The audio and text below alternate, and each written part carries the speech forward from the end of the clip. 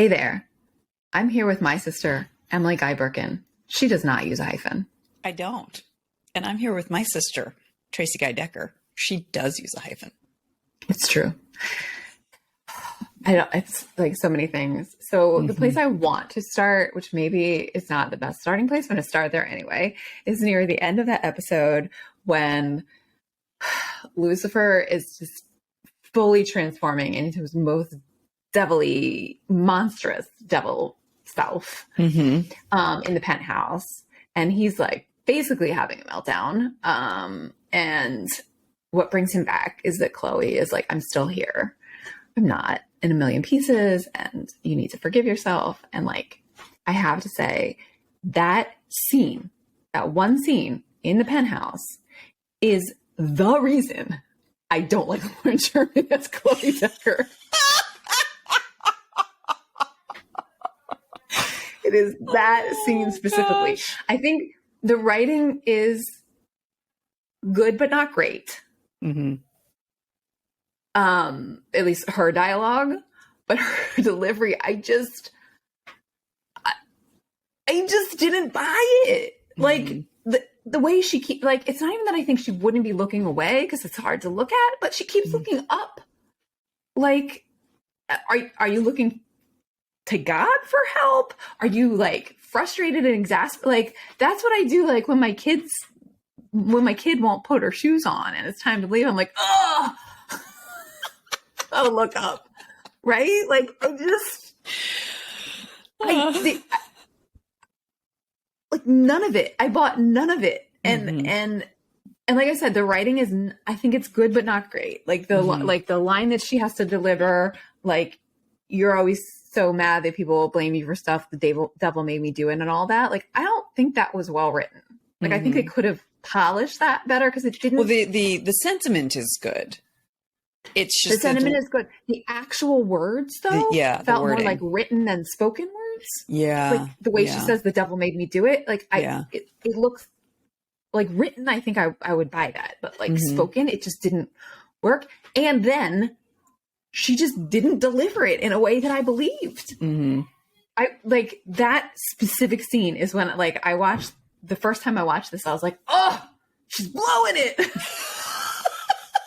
this perfect moment between these two people who I love.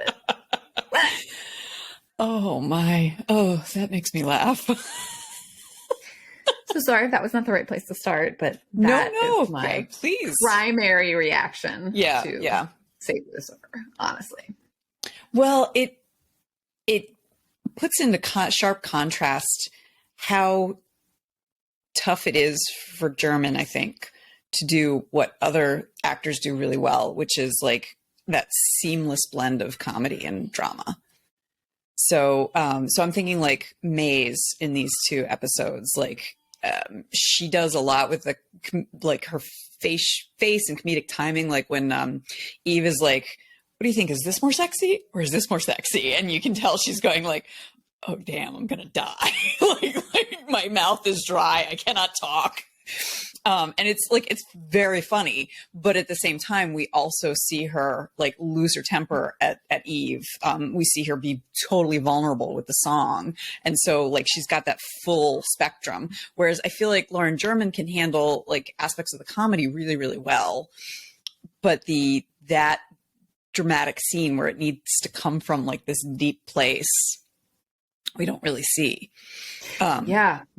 Because even in the second one, in Who Knew King of Hell, that scene on the balcony that should just like tug at my heartstrings, like, please, just don't. Don't. You know what? If she didn't, if they'd had her say like "I love you," and he has that like heartbroken smile, like for like, oh my God, how does he do that with his face? And like, why do I want to lick him?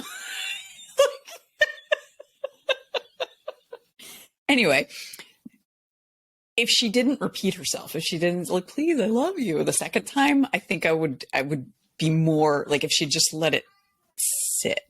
But anyway, yeah. So I'm sure she's a very nice woman, Lauren German. I don't want to. And you know, nobody does hard boiled better than she does.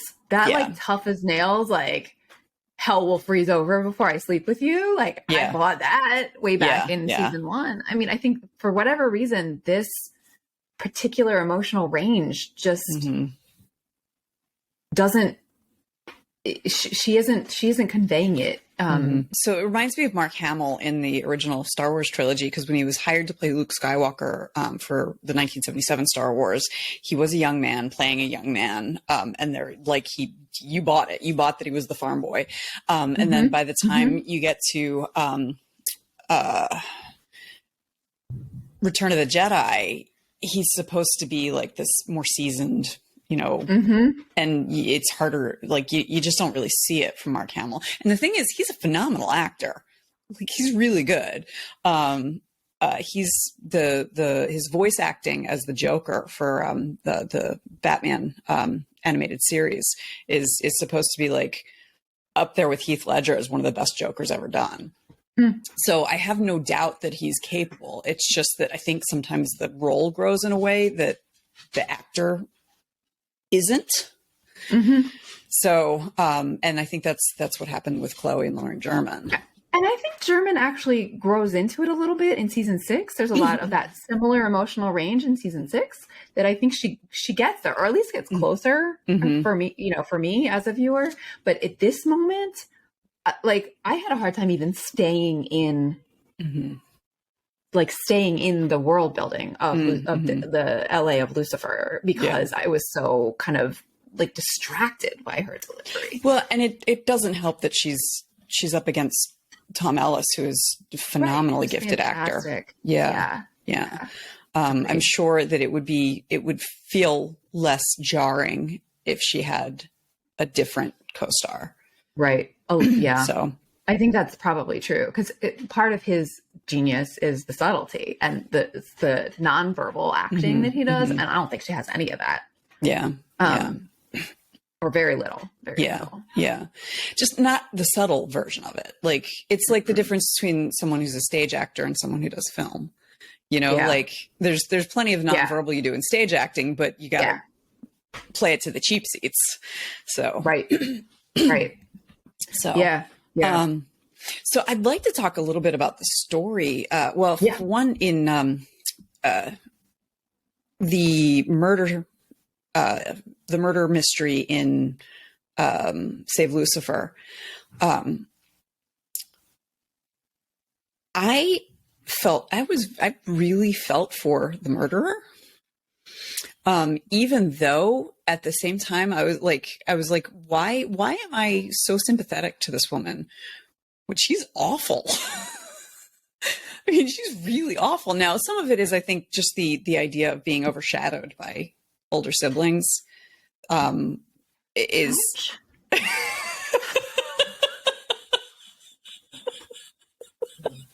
sorry, overshadowed by a sibling. You're only one. Oh, well, like I'm sure you have felt that way in reverse. Sure. Sure. And there's and this you have not experienced, but when you are the younger sibling, you are always the younger sibling, even once you're an adult. Like I have never been bat mitzvahed, in part because, well, neither of us were bat mitzvahed at the normal time. You were 26. Is that right? That's right. When you were bat mitzvahed, you decided you wanted to do it as an adult. And I would have been interested. But at your reception, every single person who has a single drop of blood in common with us said to me, so when are you going to be bat mitzvahed? Are you going to be next? Never now. Thanks. Thanks so much. So I'm sympathetic. And particularly, God, it would be hard to go into the same business.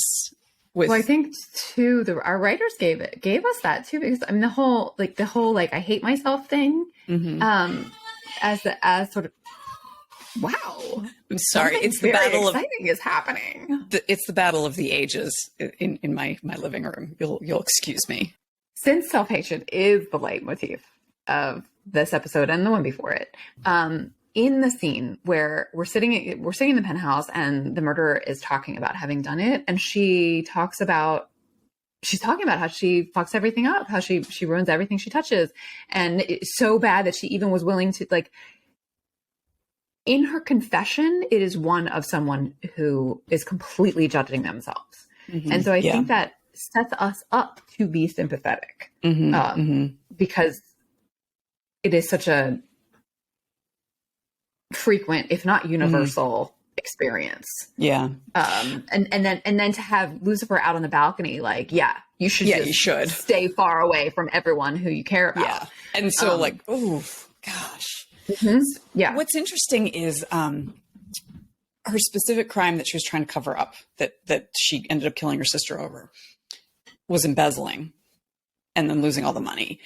And in part because of what I do for a living, I write about money. I have zero compassion for that.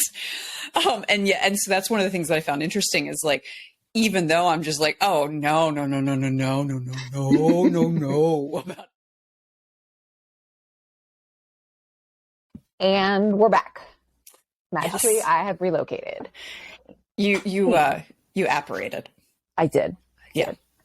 And you're back. So the last thing I heard before you disappeared and I materialized in a new room was, oh, no. So the fact that they were able to make me sympathize with someone who committed actions that I find just reprehensible on every level. Not that everyone doesn't find embezzling and making really bad investment decisions reprehensible. I'm not saying that that's not true. It's just that in the same way that a writer takes plagiarism more seriously. It's a particular pet peeve of yours. Yes. Yeah. That's too flippo of whatever, but yeah. But you spend more time thinking about it. Yes. But it also it spoke to her desperation to prove to her sisters and herself that she wasn't a screw up. And so the fact, and like when you are feeling that kind of desperation, you are so much more likely to take the really big, bad risks, because like, okay, I gotta pull this off. And so you take the bigger risk, and then you take even the bigger risk to try to fix the last risk. And just, it keeps getting worse and worse and worse. And so I just am very sympathetic to that. And like the moment when Lucifer says, like, you should have stayed away from anyone you love because you do ruin everything you touch, I was just like, oh man, I hope there's a therapist at the prison. Really, it's going to be Linda because she's the only therapist in Los Angeles.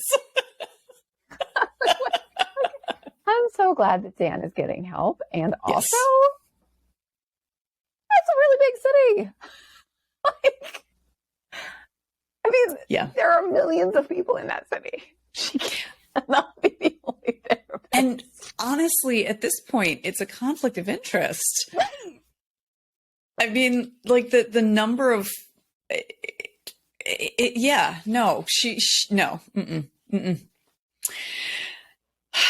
I mean, I'm not saying she's not good because she fixed him in like less than 10 minutes. I mean, less than 3 minutes because she...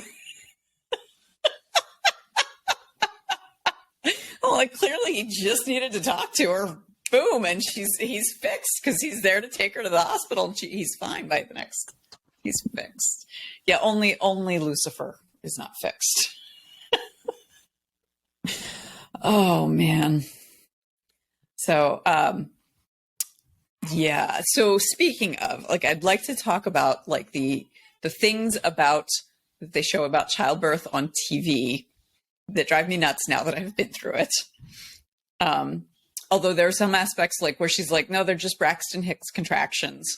And I'm like, oh, okay. Yeah, I appreciate that. That's, and then her like, he's not due for a few weeks. It's just Braxton Hicks contractions.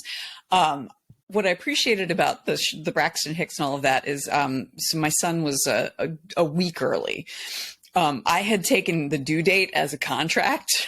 So when I'm having Braxton Hicks exactly 8 days before my due date, I'm like, oh, no, this is too early. I was in denial the entire day. So that felt realistic to me. But you know, like, my water just broke. You got to get to me to the hospital now. Well, no. With my second, my water broke at like 5 a.m, and he came at 13 minutes to midnight. So you got time. So those are my bird's eye view, or expert view, I guess, of baby stuff. Then the fact that baby Charlie, and this is, of course, he is a 3-month-old infant. That is not a newborn. Yeah. Yeah. I noticed the same. Yeah, but it's fine. That's what they have to do. Yeah. And then that they've got an actual human infant in the room. Yeah. And then, you know, the majority of the time that Eve is carrying him, it's just a bundle of blankets. I know, it's fine. Mm-hmm. So, but I would love for there to be at least one shot of an actual newborn. Because, like, otherwise you get people who are like, what's wrong with this baby when they have a baby? Because it doesn't look like the ones on TV. This is like, it's not done yet. It's all smooshy. Smooshy and gross. Yeah. Does it ever stop being all like folded? Is it like my hair when I pull it out of my ponytail? It's going to have the little ridge forever. So, I actually, let's talk about, speaking of like acting and stuff like that, when the Amenadiel, they give the suggestion that he may be the one who has abducted Charlie and taken him to the Silver City. And like, he actually was even thinking about it up until like that night, which is like, that's unforgivable. Well, and I think thinking is forgivable. Okay. Thinking is. It's the fact that he didn't talk about it with Linda. I've thought about running away. Well, yeah, but not and with. I talked about it with my spouse. Yes, with. All right. To the point of he was annoyed when she said she'd hired a night nurse. No. That's where it gets into the like, oh, this is going to mess up my plans. Like, there's thinking about it and then there's planning. So, anyway, and yeah, I've had that, like, you know, I've gone out for an errand and been like, what if I just kept going? I could just keep driving. Just go. Let's see where I get. Yeah. Late stage capitalism's fun. Anyway,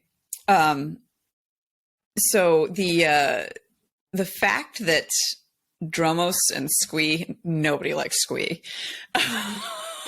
came up with this plan, like, kind of counteracts Lucifer's. It definitely contradicts Lucifer. So they're not very smart. Yeah. Especially because they, I mean, like, so here's a question for you, right? Like, when the souls of the dead inhabit recently deceased bodies, they only remember their own lives. They don't remember the life of the person whose body it is. But maybe demons are more like zombies and can kind of access some of the memories, because how did he even know about the vial or to look for it in the safe? That's a good question. Because, I mean, Kinley knew about the vial. I don't know that he would know it was in the safe. Yeah. Kinley, well, he talked a lot, he said. Dromos said he spoke a lot. Yeah. And time expands. So 30 seconds is like 30 years. So yeah. Maybe they got that from Kinley. Maybe. Yeah. Yeah. That vial is not the size of a plum. No. There's nothing plum-like about that vial. No. No. The other thing about Dromos and Squee, like, Dromos, like, seemingly immediately, like, got rid of the corrections office, like, onesie and, like, put on cool biker clothes. Yeah. But Squee just wore the Monsignor's dress the rest of the time.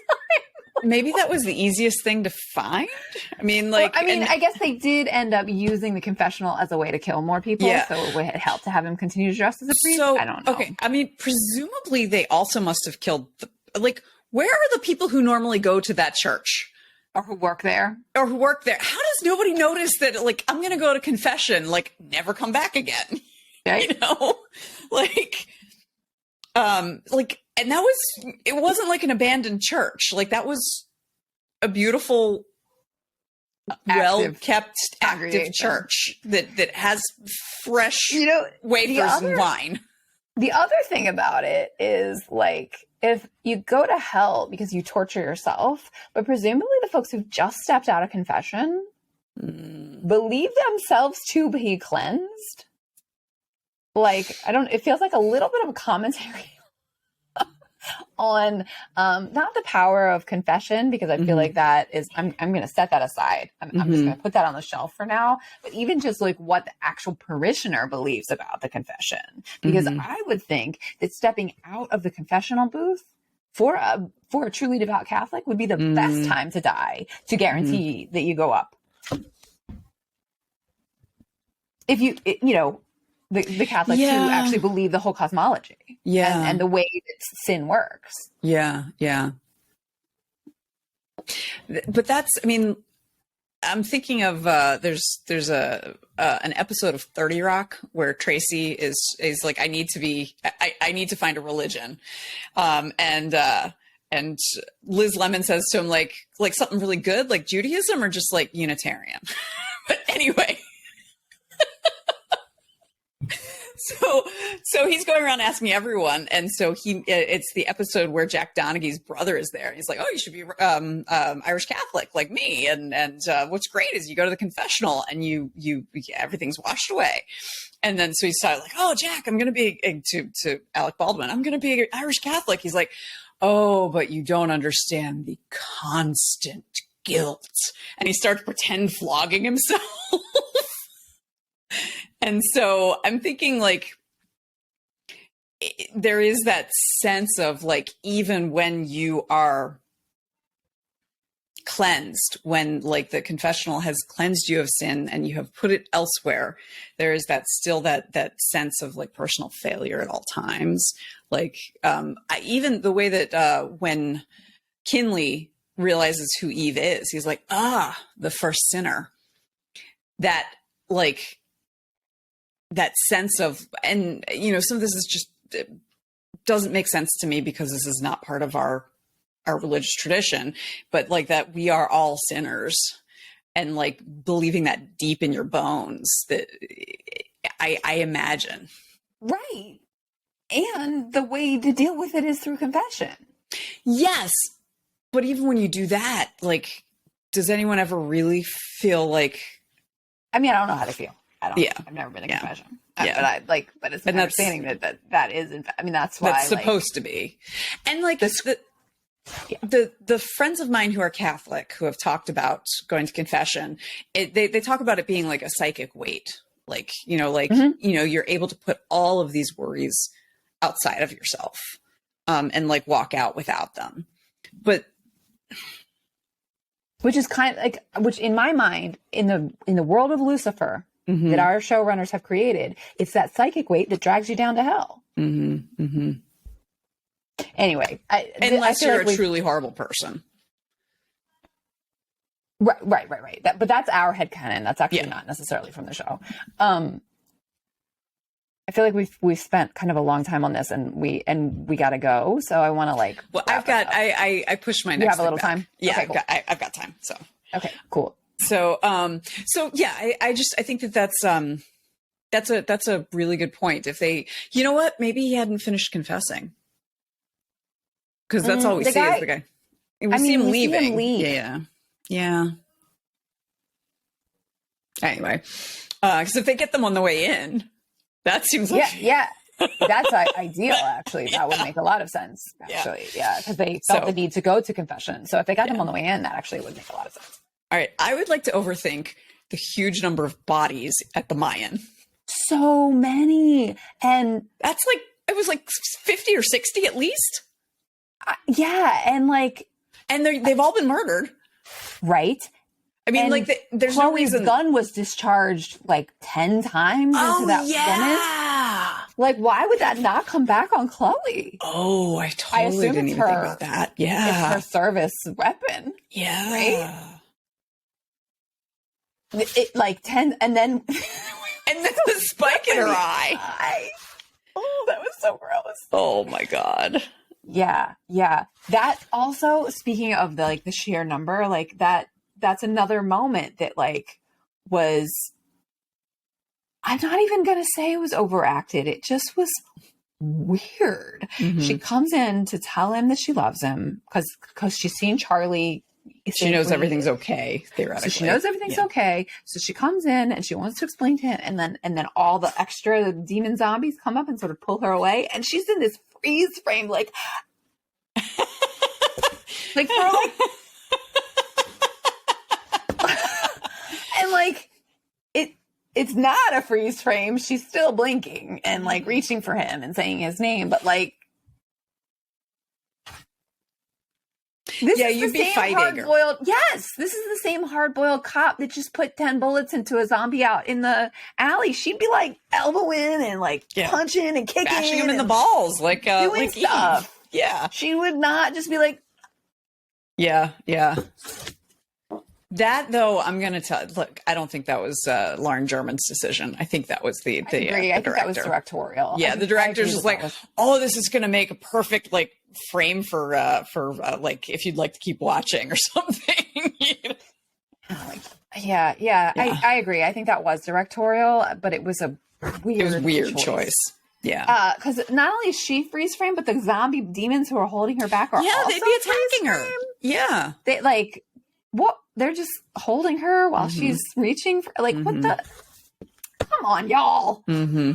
Yeah, doesn't make any sense. Tableau. Yeah, he is actually moving pictures. They move. Edward Muybridge did not record that horse running for you to do this. Right.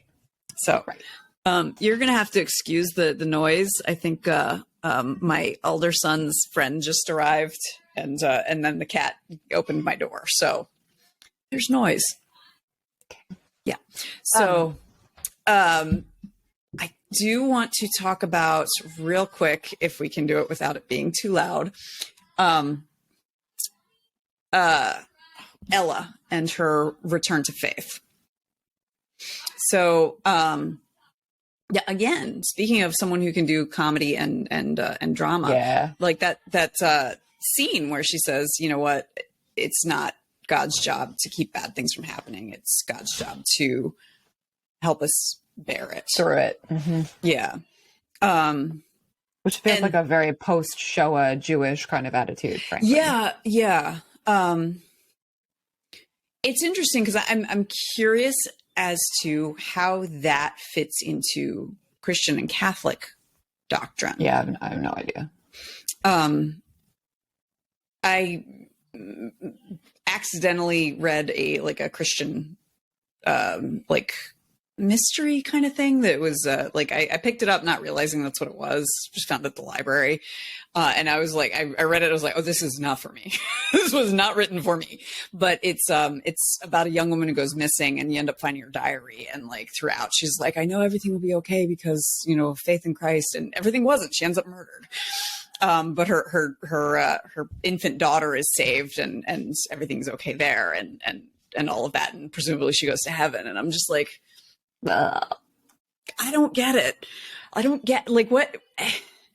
Yeah, Ella's proclamation of faith in these two episodes is much more aligned with my Jewish, theology. Yeah, and so and I don't really have a sense of what the expectation is for like the doctrine and belief system. Hey, friends, if you're watching, Erica, if you're watching. Can you talk to me about this? My friend Erica is a priest, and so she would know. She's not a Catholic priest, but still, she would be able to talk. That kind of went without saying. That actually went without saying. Just figured I'd I'd mention that. So, and that's I found that really, really interesting. That it happens right after she corrects herself when she's like, let them know that we're pulling for them.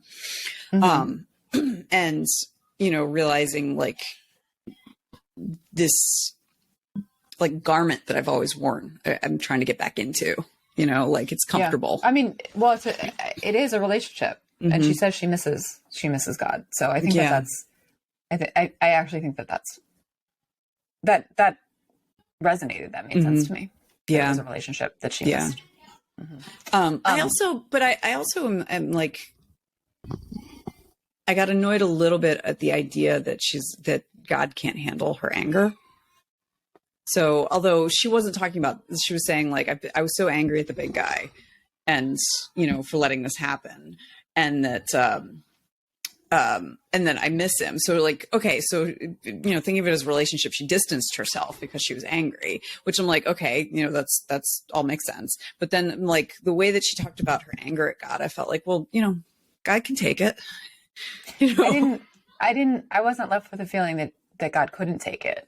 I was left with that she had cut off communication because of her anger. Yeah. As opposed to God can't handle it and God left. Yeah. She was well, like, I'm no, done that's with true. you. That's true. And she put her necklace in the drawer. Yeah. So. Okay. Fair. So brain fart.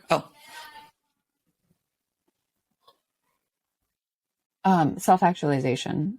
Oh, yes. I think it's really like, I'm not sure I even realized it the first however many times I've watched these 2 episodes. He's got big ass monster bat style wings in these 2 episodes.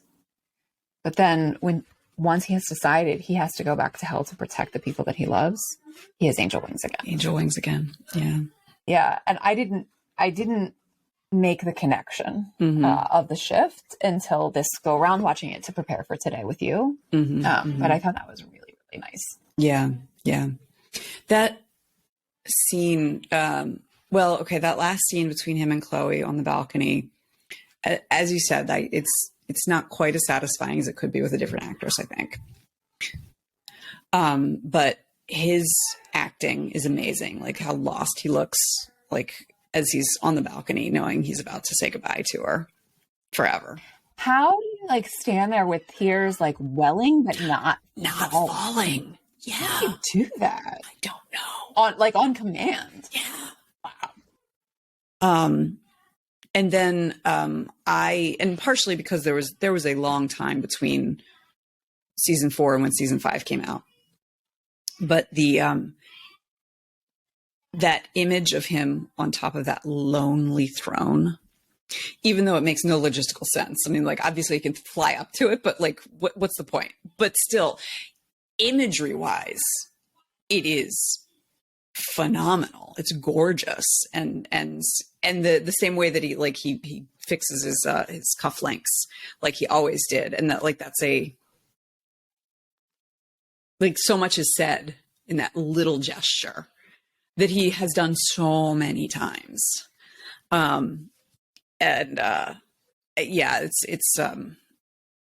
It's haunting, and I don't in any way, like I know there are people who are like, you know, season 6 terrible, blah, blah, blah, they hated it. There are, in another universe where there wasn't a renewal after season 4, I feel like that could have been a very, very satisfying ending, even though it is not in any way emotionally satisfying. It's not like, it's not emotionally satisfying. Yeah. But in a way it is too, though, because that's something that I don't like about a lot of fantasy is you'll get pairings between always a mortal woman and an immortal man. And they act like there's a way to have a happily ever after with them. And, right. There's some things that I've seen, they make the woman immortal. So like Twilight, they make her a vampire, which I'm like, that is not a happy ending. You've made her a monster too. Then there was one that I read where they made the vampire mortal. Like he was able to go back to being human. I'm like, yeah, but he's been around for 500 years. How can you be equals, you know, at that point? And so like I appreciate stories that accept the fact that this can't work. Which I feel like the story ends up doing, and is one of the reasons why people hate the ending. Right. But you know, human beings are a snapshot in time. So for me, even though it is heartbreaking, I found that ending emotionally satisfying in that they got their moment, their closure, and there was no way that they could be together because he is eternal and she is not. And there's no possible way that can meet. So, so I'm glad that that wasn't the end of it. Although there are in season 5, there are some continuity issues that annoy me. Specifically, we'll get there. We'll get there. We'll get there. Don't get ahead of us. So yeah, I don't want to get ahead of us. So I read a fan fiction novel that was set like after season 4. That is totally not safe for work. Like so not safe for work. Okay, you're gonna have to send that to me, please. Really, really interesting. Really interesting. Like what happens, and some assumptions that she sort of pulled out that this particular fan writer, and it's a novel, but like it is long. Alrighty, but the not safe for work part's really kept it going. I kept my interest humming along. Oh my. Yeah. So okay. So I wanna talk about Eve and Maze. Yeah. Right? So apparently everyone who sees them sees what's happening except for Eve. Right? Like while Lucifer is in that big mask, he says, "I'll be damned," which is an interesting line to put in the devil's mouth now that I think about it. Yeah. You know, and Dan sees it, and you know, it's just what's interesting though is that everyone who sees it, what they see is Maze. So True. Lucifer knows Maze better than anybody. Dan knows Maze, I mean, reasonably well. He's known her for 4 years now, and the way he's like, I've never seen you look at anyone like the way you look at her. Like, you don't want to stab her. So, whereas Eve is a relatively new in Maze's life. I think there's something really interesting about sort of the head demon. Like whatever she clearly has a special role. She's not like all the others. Falling in love with the second woman. I don't know. There's something really interesting about that. You know, that it is interesting, and it also just so when Father Kinley says like the first sinner to her.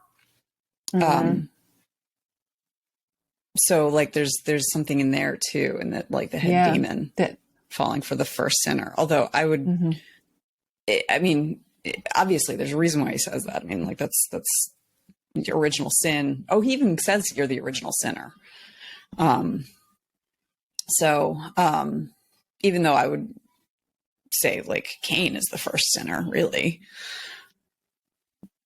Well, it depends on your definition of sin.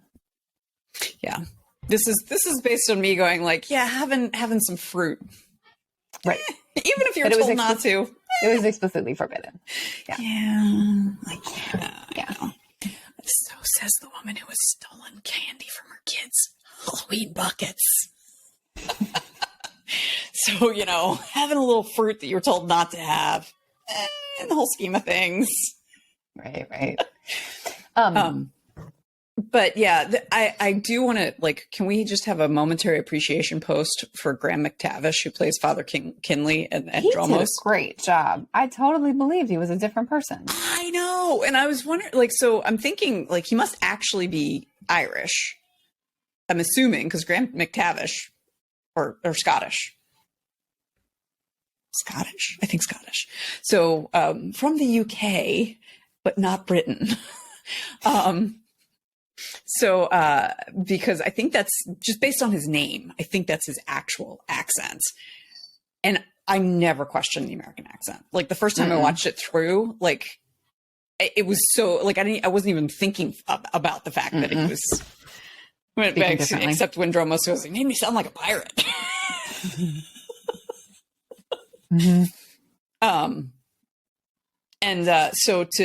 But he's chilling in every version of it. And then like the other thing that I thought was really interesting was McTavish or Father Kingsley is like reassuring but a little creepy before you know who he is. There's something very intense about him. But there's like when he says my child, you know, like we knew this would be difficult. There's something reassuring about it. Like you can see why he'd be a good priest. The minute he's wearing like the prison khakis and he's going, oh, my child, you're like, oh, whoa, no. Do not call me my child. Nothing. And I'm like, and I know some of it is really just clothing. Like, you know, you put on a dog collar, you get an air. It's the same way that like the white coat effect. But at the same time, it's also like partially just the way that McTavish plays it, and partially the fact that that we now know who he is and what he's willing to do. And I loved Maze's comment. She's like, I've tortured guys like him before. He will never change his mind. He's a fanatic.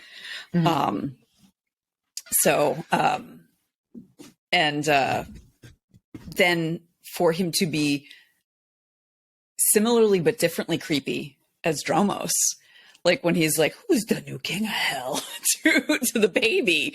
Like there's something like, it's solicitous and sweet and kind of avuncular, but at the same time, like, oh my God, that poor child. Yeah, totally. Yeah. He also got to deliver that great, like, well, he and in Barlabi. What makes you think I'm going to hell? Oh yeah. Call it a hunch. Yeah. That was a nice comedic, gruesome, but comedic moment. It's kind of like, it's dark comedy, definitely. Yeah. And Inbar Lavi had a couple of really like good. So when she's talking to Lucifer at the party, and I don't remember what it is he said, but gave her the sense that like, oh, okay, things are gonna be okay now. She's like, so when should I move my stuff back in? And it's just like, oh, cringe, ouch, but she did it so well. And then the same thing with when she's like, so I kind of summoned a demon from hell, and it seemed like a good idea at the time. Yeah. You know, speaking of too, like, why didn't Dromos just kill her?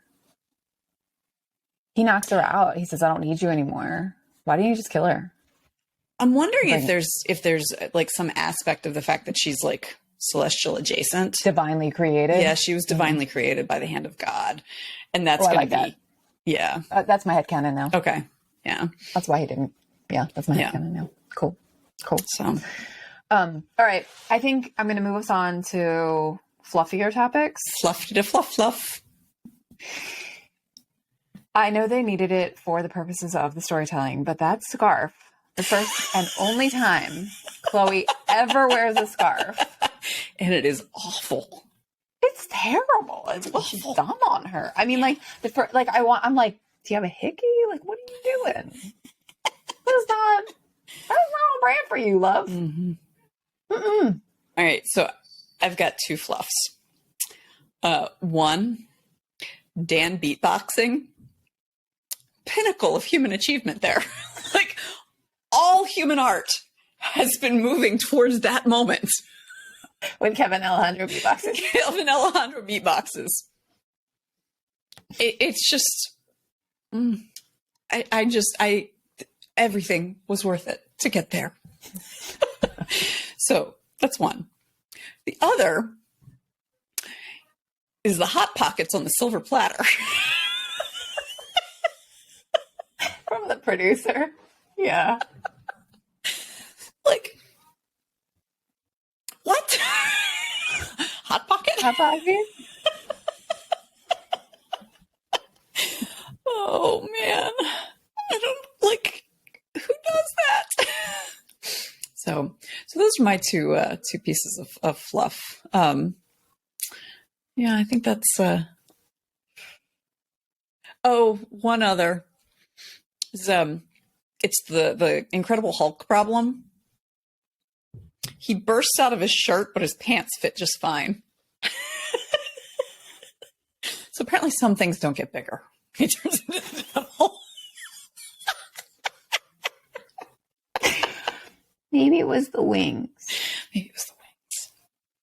Well, you can also like see he's got, Yeah, they put big chest piece and like shoulder. Like he was Yeah. He'd been bulking up when he was red. Up. Yeah.